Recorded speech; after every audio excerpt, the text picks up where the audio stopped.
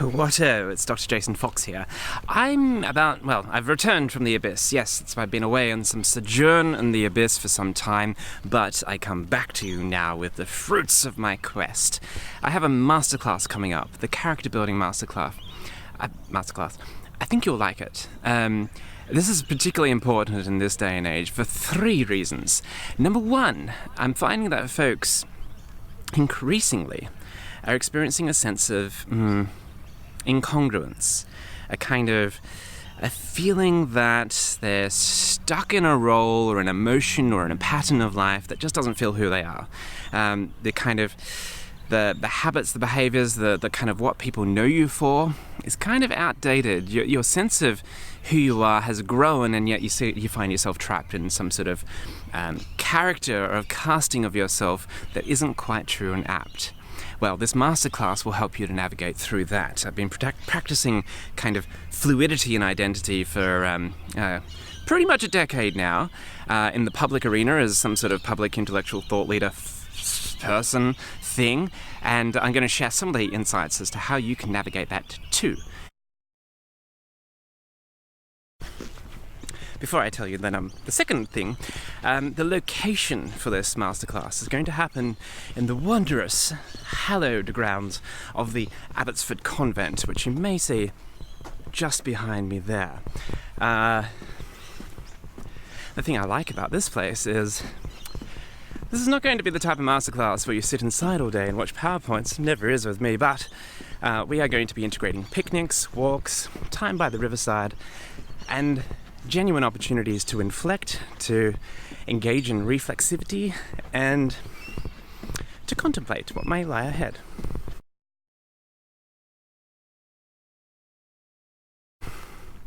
The second thing that I think is really important and apt, and a kind of like a background felt angst that many folk have, is a sense of not just incongruence, where you don't really relate to who you are or how you show up in the work that you do, or kind of the chapter in life that you are in. There's also a sense of incoherence. Incoherence is, does this make sense or not? And if we think about our own self-development, our own character development, all of us have a self-concept that we cultivate over time that's co-created and influenced by society and those around us. If we cast our eyes to the future, our gaze to the horizon, if we consider what is emerging, it may well be that the self-concept that we have cultivated for ourselves is a little bit incoherent. It doesn't really make sense. It's a little bit out of date. For some folks, it's like they become a parent and they realize, well, the past version of me doesn't really make sense anymore, so I kind of need to change who I am. For others, they change their roles, they find themselves in new countries, new contexts, but the version of self hasn't been quite updated. So, in the Character Building Masterclass, I'll show you a little bit about how we can do that.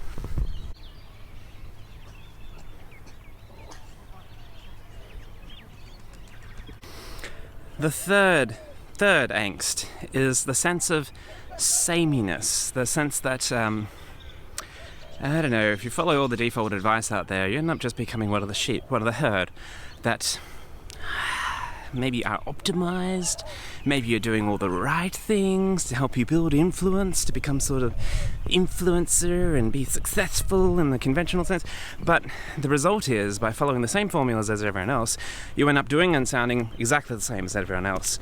And individually, even as a leader, influencer, entrepreneur, sleeper agent, whatever role you're playing, it's not really a good strategy. So, in the Character Building Masterclass, I'll help you to find a way that you can tap into some sort of uniqueness, distinction, character, something that makes the most of your inner imposter syndrome, that changes your relationship to doubt, that kind of takes the quirks that you have, spins them around, recasts them in a new light, so that you are more distinct, more differentiated, more relatable, more memorable, more influential. Of course, we don't do it to be influential, we do it because we want to unearth and emerge and reveal new facets of ourselves, but still, that may happen as a consequence.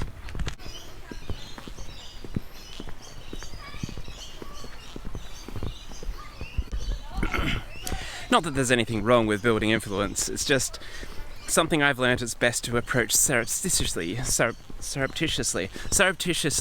We need to kind of idle up to it on the side rather than approach it dead on, otherwise we just end up being some sort of optimized hack. So, I'm about to take you to my favorite tree, which I might integrate into the workshop. This is, because it's about to rain. This tree is magnificent and it has a bit of a fairy ring underneath. Archetypes, mythology is something that we're going to be playing with in a kind of ironic yet sincere, intelligent way. I guess it's probably helpful for me to talk about what people might get by attending this masterclass. I'm trying to make the fees accessible, but it's still premium. One moment.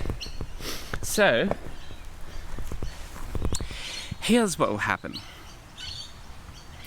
Because it's on a Monday, the weekend before coming to the masterclass is going to be quite a special weekend for you.